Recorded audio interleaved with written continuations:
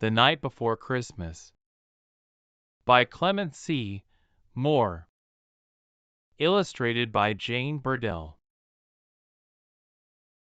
'Twas the night before Christmas, when all through the house not a creature was stirring, not even a mouse. The stockings were hung by the chimney with care, in hopes that St. Nicholas soon would be there. The children were nestled all snug in their beds, while visions of sugar plums danced in their heads. And Mamma in her kerchief, and I in my cap, had just settled our brains for a long winter's nap, when out on the lawn there arose such a clatter, I sprang from the bed to see what was the matter. Away to the window I flew like a flash, tore open the shutters, and threw up the sash. The moon on the breast of the new-fallen snow gave the luster of midday to objects below, when what to my wondering eyes should appear but a miniature sleigh and 8 tiny reindeer, with a little old driver, so lively and quick, I knew in a moment it must be Saint Nick. More rapid than eagles as coursers they came, and he whistled and shouted and called them by name. "Now, Dasher!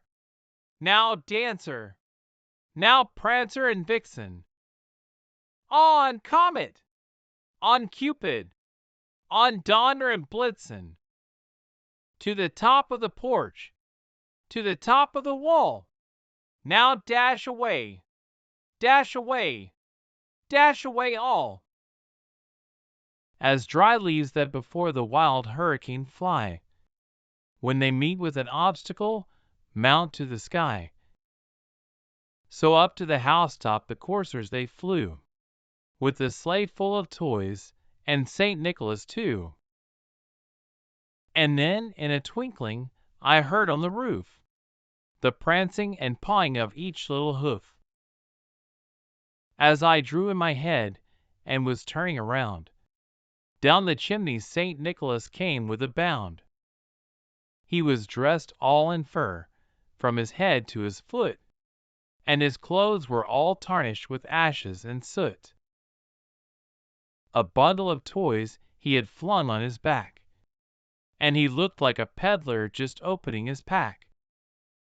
His eyes how they twinkled, his dimples how merry, his cheeks were like roses, his nose like a cherry. His droll little mouth was drawn up like a bow, and the beard on his chin was as white as the snow.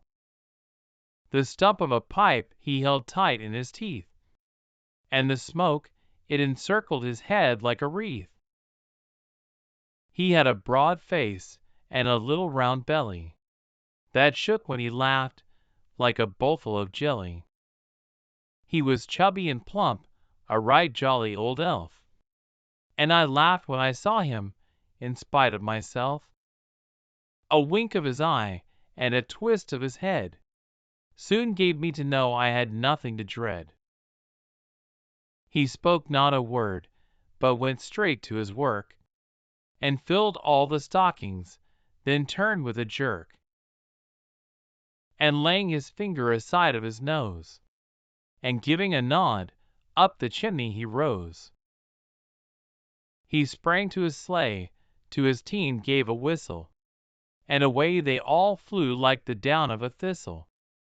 But I heard him exclaim, ere he drove out of sight, "Happy Christmas to all, and to all a good night."